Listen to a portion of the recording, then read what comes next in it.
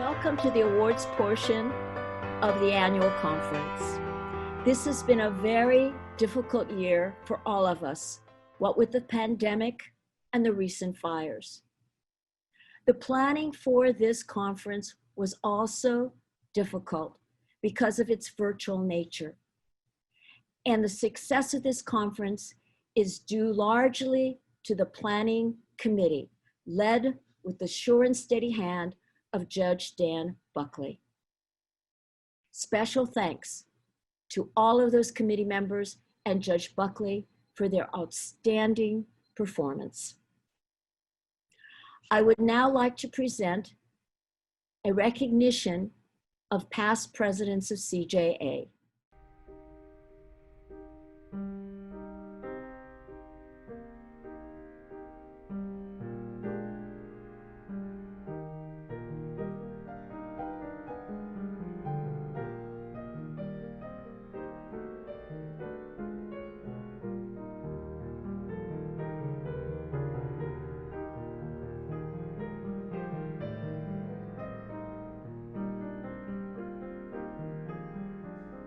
They have led this organization since 1929.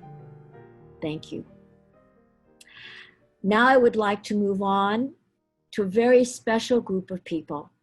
I could not have made it this year without the support of an outstanding board and officers. Thank you to Judges Tom Delaney of Orange County, Paul Marigonda of Santa Cruz County. They were the vice presidents. Thank you to Judge Lisa Chung of Los Angeles. She was the secretary treasurer. Thanks to past president, Judge Paul Bacigalupo of Los Angeles. Special thanks now to those group of board members who have reached the end of their term. They are Judges Lisa Chung, Danielle Douglas of Contra Costa, Christine Eagle of San Joaquin, Janet Hilda of Plumas, Ann Jones of Los Angeles, Jackson Lucky of Riverside, Peter Siggins of the 1st District Appellate Court, and Brian Van Camp, retired from Sacramento. I would now like to acknowledge CJF. CJF is such an important part of CJA. They support the courts with grants for judicial outreach. They provide college scholarships. And for the first time, they are presenting law school scholarships through the Adam Rice Memorial Scholarship. I would like to thank the members who are completing their service this year, and they are Judges Donald Ayub of San Mateo, Michael Carter of Los Angeles, and Leslie Holland, retired, of San Joaquin. This year, as I said, was challenging, difficult, but our committees, which are the backbone of CJA, rose to the occasion.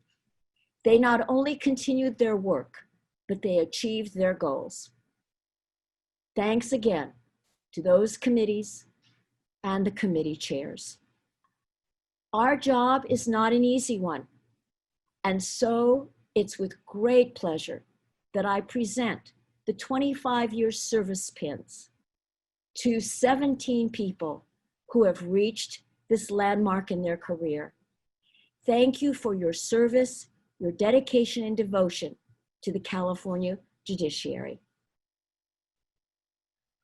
Outreach is very important to me. I want to acknowledge all judicial officers in the state who have participated in judicial outreach and civic engagement this year.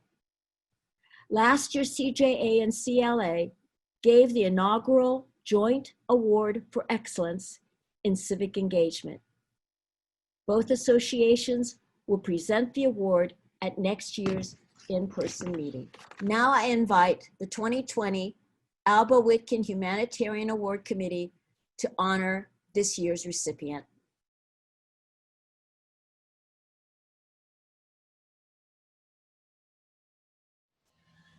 Good afternoon or evening or whenever you're listening to this. Ladies and gentlemen, my name is Jim Mize, and this is the joyous occasion when we, on the Alba Witkin Humanitarian Award Committee, have the privilege of presenting the 2020 award to a super deserving recipient, Commissioner Penny McLaughlin.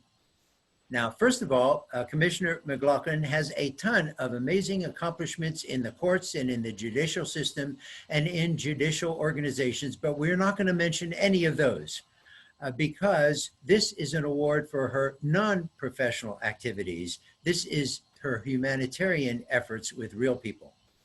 Now, among her other humanitarian efforts, Penny has spearheaded an incredibly effective re-entry program at Las Colinas Women's Detention Facility, a program that is called Success Inside and Out. In that same facility, she started a book club called Freedom Through Words, where she and a few dozen bench officers and local attorneys pair up to host monthly book club sessions with women inmates. And finally, she started a women's resource fair at Las Colinas, bringing together organizations and government service agencies to help women re-enter the community with the tools they will need to lead a law-abiding life. Frankly, we just calculated, Penny, at this stage in your career, you have spent more time at Las Colinas than many of the inmates there. One final vignette, however, exemplifies your dedication to humanitarian efforts, as well as your willingness to be involved personally. When Penny was assigned to the juvenile court, she initiated a boot camp with rotating groups of teenage inmates. She solicited donations of gently used or new running shoes from her judicial colleagues. She got so much response that she was able to give every girl that participated in the program a good pair of shoes to use for the exercises. And in addition to the physical activity, it also included discussions about life goals and how to make a difference in the community. But on a personal basis, she treated them to her homemade cookies after each session. And there's a session we're having now, so Ms. McLaughlin, I would expect some cookies after this. And I have homemade lemon cake. Oh my gosh, I'm ready. And finally, when each 10-week segment concluded, Penny would meet with the girls and a probation officer at the beach, and wearing their new shoes, they succeed in a run along the water's edge for a few miles. Afterward, the girls are treated to a delicious breakfast at a local restaurant, an outstanding example of the creation of a humanitarian program and then running with it.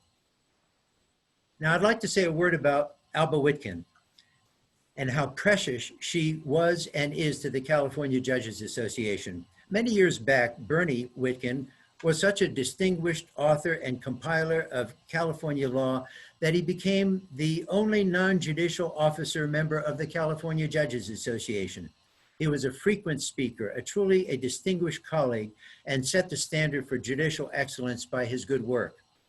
When he passed, Alba Witkin, Bernie Witkin's wonderful wife, Alba, continued to have an incredibly close association with the California judges. Now, on a personal note, I was a young judge, and yet she always spoke to me as if I was her best friend.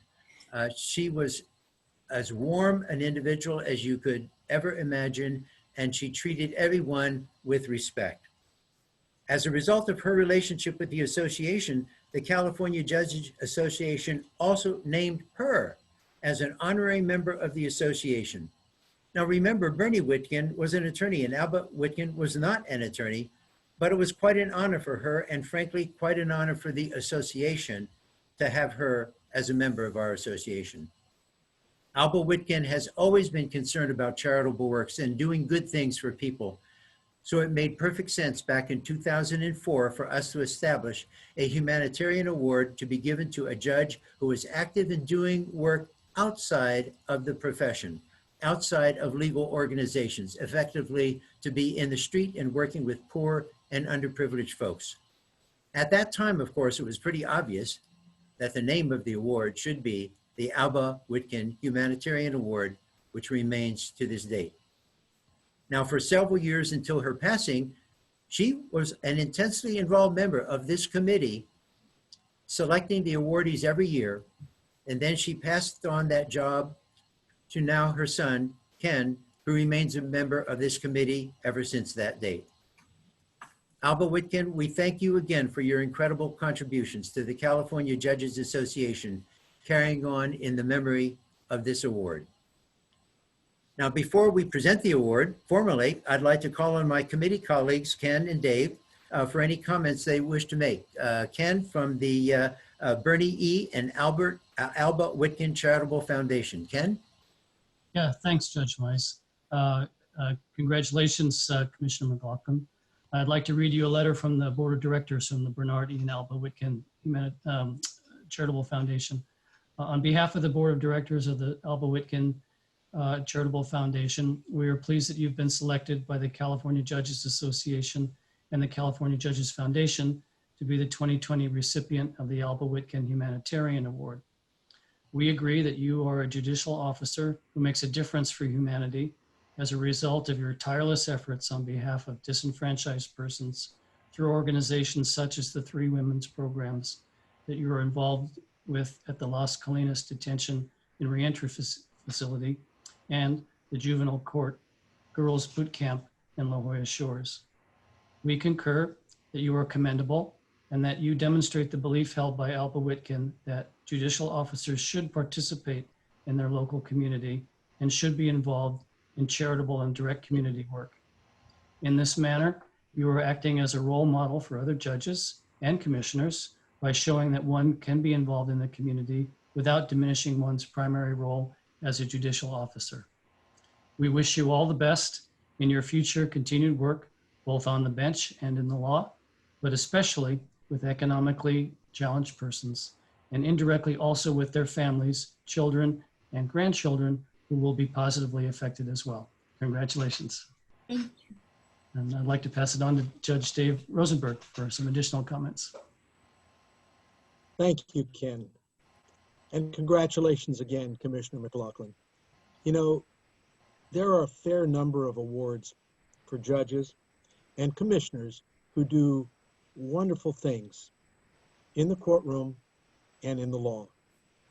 But there's only one award that recognizes a judicial officer for humanitarian work. This year's recipient, that would be you, Commissioner McLaughlin, personifies the person-to-person work recognized by this particular award. Commissioner McLaughlin has shown that she doesn't have to undertake a massive project affecting hundreds or thousands of people to be recognized as a humanitarian. The commissioner has shown that personal one-on-one work is just as important and is just as worthy. Commissioner McLaughlin has won this award because her heart is the size of San Diego. I'm going to turn this back to Judge Jim Mize. And now for the exciting moment, we have a drum roll. The committee was so impressed with the commissioner's willingness to get off the bench and to do good work in the community that it is proud to present to Commissioner Penny McLaughlin the 2020 Alba Whitkin Humanitarian Award, along with a check for $500 from the Bernie E. and Alba Whitkin Charitable Foundation, and another $500 check from the California Judges Foundation. And I assume that some of that money will go into making some donuts and cookies for the judges and for Ken. So Penny, would you like to say a few words now to your adoring fans? Thank you, Judge Mize. Absolutely. First, I want to let you know that when I got this notice, I was having dinner with my husband on a Friday night on the last day of our vacation, and I checked my emails. But we made it home early because of the fires, and our destinations were among those areas. And I read the email, and I was so stunned. And I will tell you, I am a person with a voracious appetite. I'm a marathon runner and eat so much and say that's part of why I can. And I could not eat another bite. I was so shocked and humbled for this recognition. And I have to tell you at first glance, I'm reading this and all I can think of is all the other people that deserve it too. And then I thought about some of the work we do here in San Diego, and I say we, because while I may dream of it, it takes so many people on a team to make it happen. The Juvie program was a little different. That was me walking across the parking lot. Didn't really tell anybody what I was doing, but I knew that if you can reach young people one-on-one and let them believe they're worthy, you can make a difference. But with some of these other programs where we'll have 300 inmates on a Friday afternoon to go in and out of workshops that teach them there's another way, that they can be crime-free, and that we have the information they need to get there, and that we care about them, was a whole nother level. But it's the team that does it, and therein lies my bit of discomfort at being singled out. And I'm just telling you honestly that's how I felt. But I'm so honored to be recognized, and I know that there's a long string of people behind me that will hopefully one day get the recognition too. When I needed books to staff that new library at the jail, we collected over 1,000 books from our colleagues. The San Diego bench is incredible.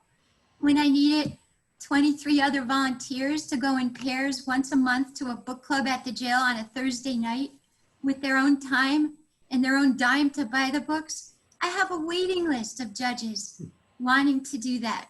That's the kind of bench that I'm a part of. And I'm so thankful. And I read about Alba Whitkin because to be called a humanitarian is the greatest thing I can be called. Because in this life, if I can make a difference one-on-one with people and show them that they count and they matter and they're people, not numbers or their charge or a felon or another label that makes them hang their heads low, if I can do that, that's part of where humanity needs to move forward too. And to be a part of that and recognized for it is simply more inspiring to reach further and do more. So I'm not slowing down. And with the team behind me, we're going to carry on this work until others pick it up. I just also wanted to mention about the book club because I had a dual purpose in that. Not just to teach the women a sense of loving to read, because if you could teach them healthy activities, hopefully they stay away from the kind that are self-destructive.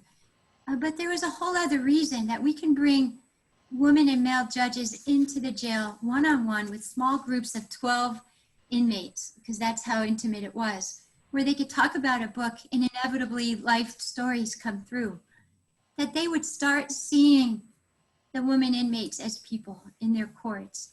And not that they're going to sentence someone they're in a session with, but in a general way, that you look at the wheres, the whys, and the hows, and where that person could head if given a chance. And maybe we as a system can improve and become better.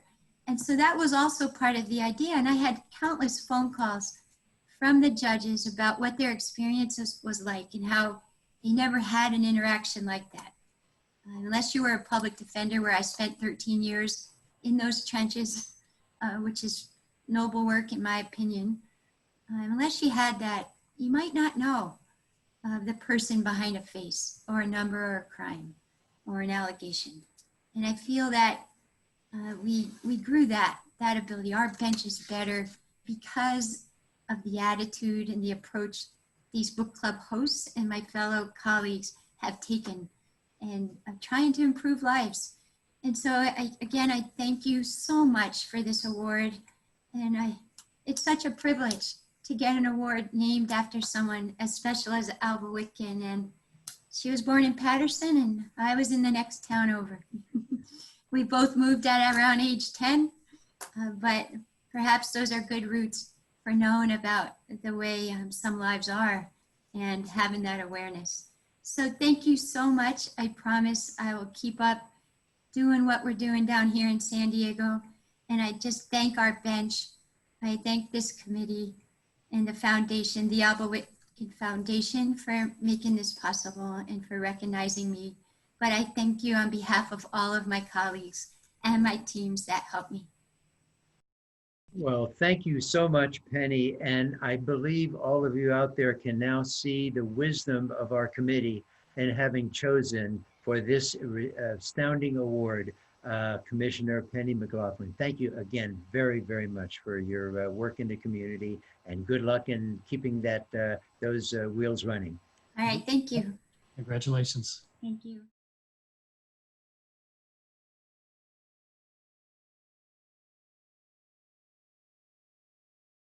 Today, we are presenting the JCJC Award.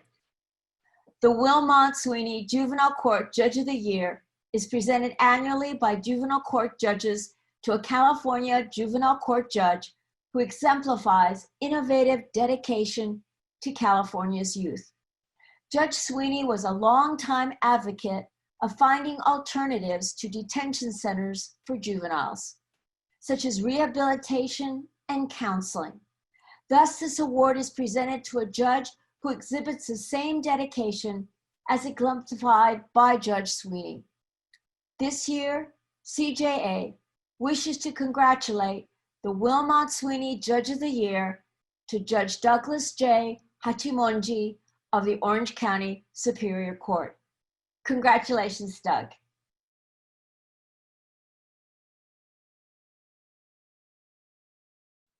We are now going to be turning to the presentation of the Bernard S. Jefferson Award. One of the privileges of being the president of the California Judges Association is that I'm able to honor individuals who have given back to the judiciary much more than they have received. CJA's annual Justice Bernard Jefferson Award for Excellence in Judicial Education is one of the highest honors that the association bestows to an individual in thanking him for answering our call for our educational needs. I really considered my choices this year, and I didn't just focus on this year alone. I reviewed conference brochures from the past decade, and in all of them, one exemplary juror stood out as a consistent, dedicated speaker and panelist, Justice Ming Chen. Justice, thank you for your generous contributions to the California Judges Association. Your commitment to contributing to the education of California's judicial officers is a testament to your extraordinary career on the bench. I am so honored to present to you virtually this award and congratulate you on your retirement. Thank you so much, Judge Schuman. And the award arrived in the mail. It is absolutely stunning, and I thank you. It is a wonderful honor to receive from the California Judges Association. The honor is named after one of the premier judicial educators in California. Bernard Jefferson is a legend, and it is an honor to receive this award in his name. You know, you're right, continuing education has been a very important part of my judicial career. And it really started at day one. When I received the appointment to Alameda Superior Court in January of 1988, the presiding judge, Mike Bellacci, called me and said, "Ming, what area of the law do you know least about?" I went down the list. I was in the DA's office. I tried everything from drunk driving, petty theft, to murder and manslaughter. I even served in the juvenile court while I was in the DA's office. I then went into private practice, and the gamut of my experience in private practice touched almost every kind of civil case imaginable: construction, employment law, personal injury, even trust and estates, even water law. But I said, "Mike, The only area where I've never practiced is family law. And he said, guess what, Ming? You're going to be assigned to the family law court. And that's only half of the problem. The other half is that the family law advanced class is starting on Monday. This is on Thursday. And you have to be sworn in as a judge to go to that class. I said, Mike, I have to unwind my private practice before I can be sworn in. And he said, it's up to you. So I went into my senior partner, whose office was right next door to me, and said, Fred, I have a problem. I told him what it was, and he said, I don't see what the problem is. Go to the family law class and come back and wind down the practice afterwards. And I said, the problem is I can't talk to any clients after I'm sworn in as a judge. And he said, no, that's not a problem. You just tell me what you want to tell them, and I will tell them. I said, Fred, I've been practicing with you for 15 years. You haven't done what I asked.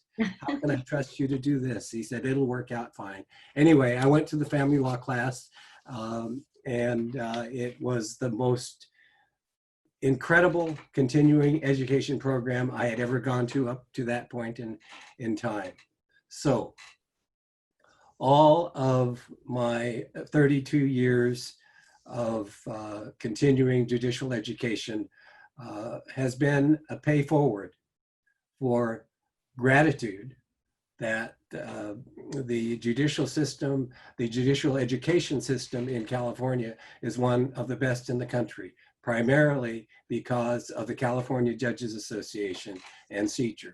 And I have been happy over the last 32 years to be part of both of their excellent programs.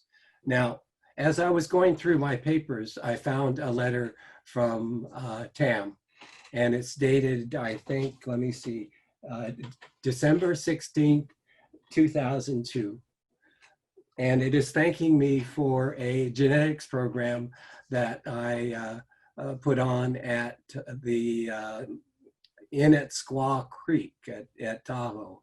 And the letter is signed by B. Tam Noboto Schumann, chair of the CJUR Governing Committee. So Tam, our paths have crossed many times in the last 32 years. It has always been pleasant. It has always been a pleasure.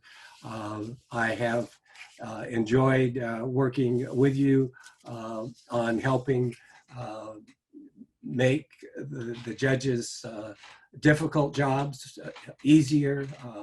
I hope that the work that both of us have done has accomplished that. This has been a remarkable 32 years. I leave the judicial branch with mixed emotions because of all the incredible people, including yourself, that I have had the privilege of making this journey with. We have talented, hardworking, and dedicated judges in California, and the California Judges Association represents all of us so well. I thank all of you, not just for this award, but for an experience of a lifetime. Please stay well, be safe, and Godspeed. Thank you so much, Tam. Thank you, Justice Chin. And I just want to tell you, we're not going to let you go so easily. You're still going to get calls from us, but we do respect that you're entering in a new phase of your life, and you stay safe on your new journey. And don't forget those golf clubs. Thank you, Tam.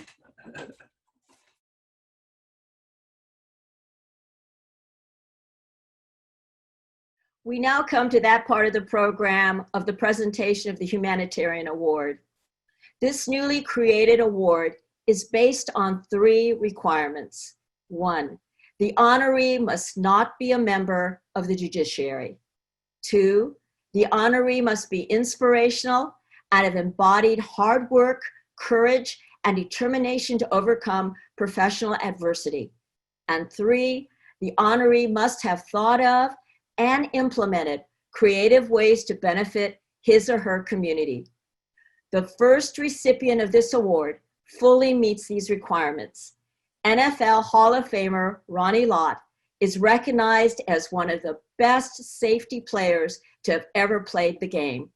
A complete player, he passed the 1,000 career tackle mark and had 5 seasons of at least 100 tackles.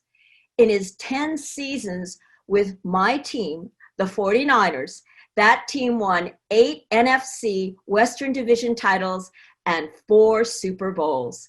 Yet, he says this: "The way I play is important to me because I know I'm not gifted with great athletic ability or speed. But God always gives you the ability to do one thing, and that's to try hard. That's my attitude. If that means going out and running into somebody who's bigger or faster or tougher than you just do it." After Mr. Lott retired, he turned that same focus on helping youth in his community. Among his many charities, he created All Stars Helping Kids, which was based on his belief that the community must have a role in helping children reach their full potential.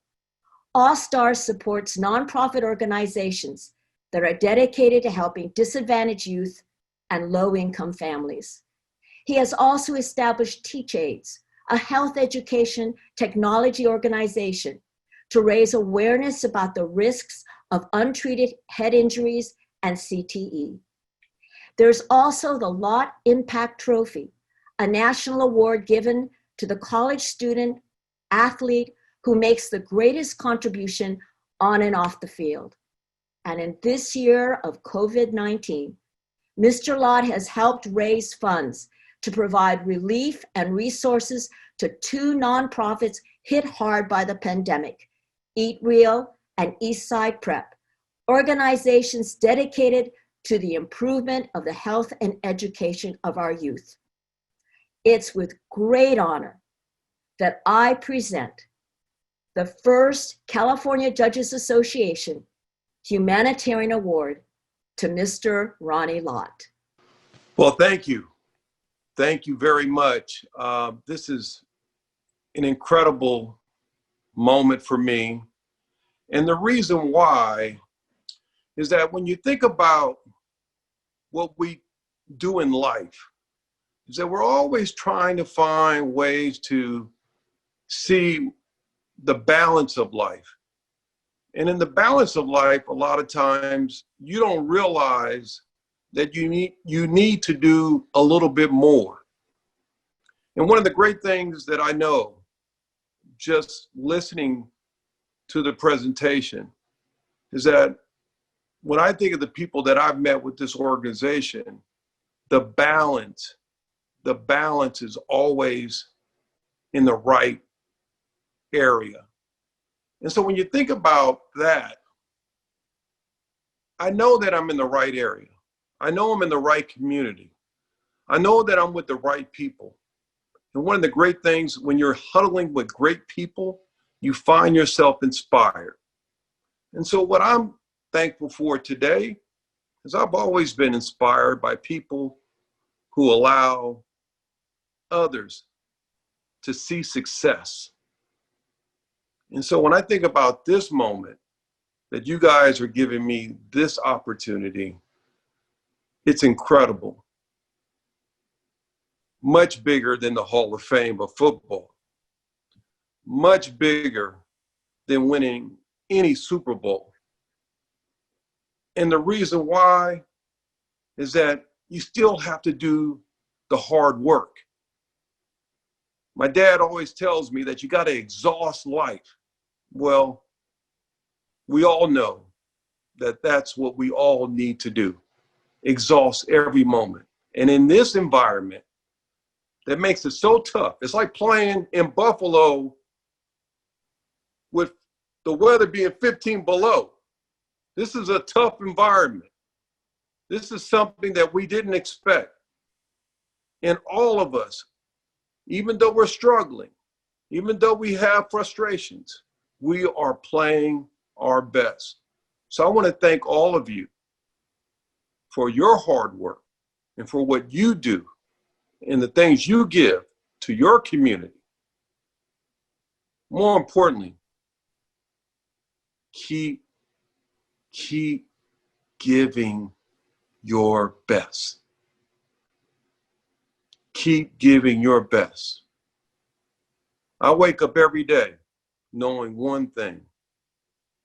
I got a lot of plays to make, and I better do it the best way I can. And I know you feel the same. So thank you again. Continued success. God bless you and your families and your friends, and stay safe. This virus is dangerous, so stay safe. Thank you very much. And thank you for those inspirational words. Thank you. Thank you.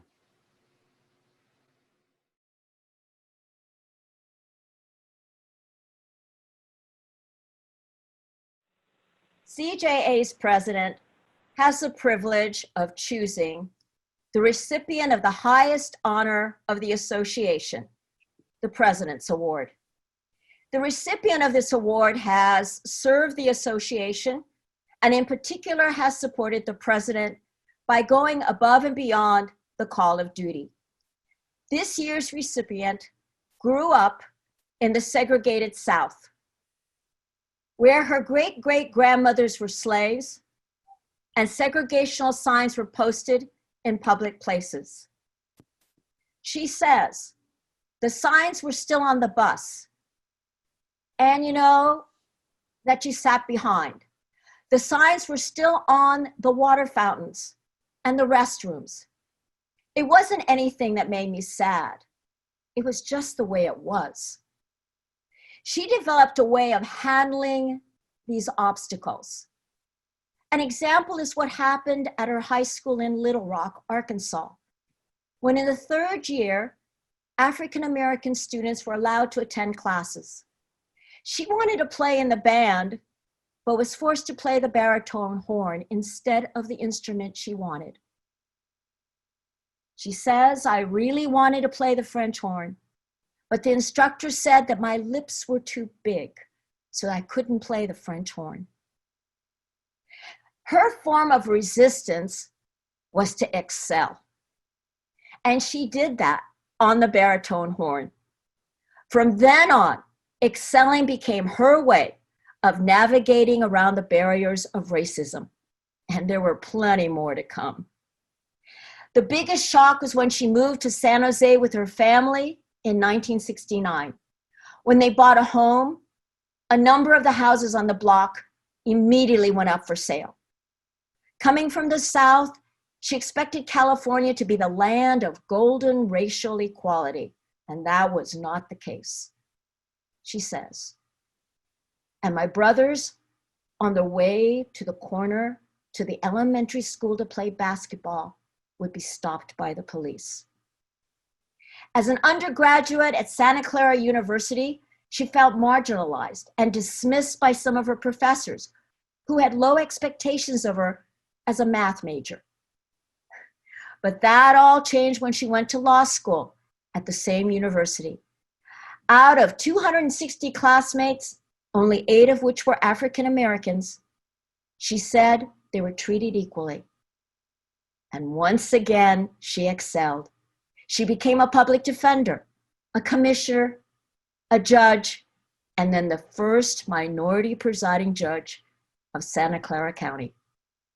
She has been a board member of CJA, served as chair of Education Committee, served as chair of the Retired Judges Committee, and chair of the Mid-Year Conference Planning Committee. She worked tirelessly in the selection of the first CJA Humanitarian Award to Ronnie Lott, and has never refused any request CJA or I have ever asked of her. I hope I can get through this, guys. I've got tears in my eyes. I have the greatest privilege to present this year's President's Award to Judge Risa Pichon. Judge Pichon. Tam, I don't know what to say. I was just coming on to say thank you to my planning committee and to you for your leadership. I am overwhelmed. This is the greatest honor I have ever received. I am shocked and I am so grateful. Thank you so much. Honestly, I'm at a loss for words, but I'm so honored and I'm so grateful. And I just didn't expect you to say that. Thank you so much. For our audience, I should clue you all in. This was a surprise. Nicole and I schemed, conspired that we could surprise Risa because we knew she was so humble, so self-effacing, that I was so afraid she would refuse the award because she's just that type of wonderful person and would be the last to admit how deserving she is. So Risa, I regret that we're virtual. I really do, because I would love to give you a big hug right now and say thank you. Well, Tam, you've described me perfectly. Yes, I would have said I don't deserve it. And I probably would not have been on the Zoom. Oh my gosh. Thank you so much. I am so grateful, and I would do anything for you and for the Judges Association. I love being a judge. It was my pleasure, my honor, and I enjoyed it all the way through for 36 years. Thank you so much. Congratulations, Risa. Thank you so much. I should thank my planning committee, and so I'm going to do that now, and if I can get through it. Judge Nomoto Shuman, it has been a privilege. It's been a pleasure, and it's been an honor to have had the opportunity to work with you during your term as president of the California Judges Association. You put your heart and soul into your work as president, and your leadership has produced results which have taken our association to new heights. I am grateful for the acknowledgement, but it is I who should express my appreciation to you for allowing me to serve the California judges as chair of the Retired Judges Committee and co-chair with Judge Carrie Panetta of the Mid-Year Conference Planning Committee. It was a wonderful experience working with Judge Panetta, and we had the best planning committee anyone could ask for. I give my heartfelt thanks to the planning committee for their hard work and the production of the best program ever, pandemic or not. I also thank you, Judge Nomoto Shuman, for the opportunity to work with our absolutely wonderful CEO, Nicole Verga Batista. And I am just really humbled by the award today, and I'm so grateful. Thank you so much. Thank you. Thank you, Risa. Before I close, I would like to give special recognition to someone who is behind the scenes, and that is to Ms. Jennifer Gross. Ms. Gross, all by herself, manages to do the recordings for CJA, including this conference, all the webinars, all the committee meetings that go by Zoom, and she also helps us with the layout and production of the bench. Ms. Gross, I want to extend the Certificate of Acknowledgement of Excellence for all you have done this year. Thank you very much. And lastly, and this is a surprise, I want to also acknowledge a very special person, our Executive Director, Nicole Verga Batista. I could not do it without her. I really couldn't have. She was just amazing in her support, her encouragement, her kindness, and we, I think, made a pretty good team. So I want to thank Nicole, and I would like to just read what her certificate of excellence will say. Nicole, in recognition of your commitment, perseverance, and untiring efforts to continue to foster the goals and objectives of the California Judges Association, your dedication to the association, its leadership, and the members is greatly appreciated. Thank you for your hard work and for embracing and promoting the necessary advances to support the ongoing work of CJA. Nicole, you're amazing, and thank you so much. With that, Thank you. well deserved. With that, now let's join the CJA membership for the 2020 annual business meeting. Thank you, everyone.